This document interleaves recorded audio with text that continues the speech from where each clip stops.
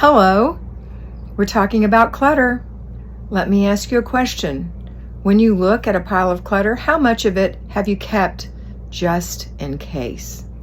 I might need this packet of screws. I might need these picture hangers. I might need this book, this dress, this whatever. Most of the might needs are clutter and they need to be decluttered. You might need the whole world at some point, but you can't keep it in your house or you're going to be living in a storage bin. So get rid of those things. You're going to feel so much better if you can let it go.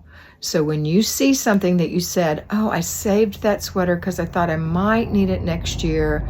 I know it has pills on it and it's a little stretched out and it's also too big for me. But what if I need to do X, Y, go fishing in it, which is something you never do. That's not something worth saving. All right. All right. That's it for today. I hope you have a wonderful day and always remember to be beautiful.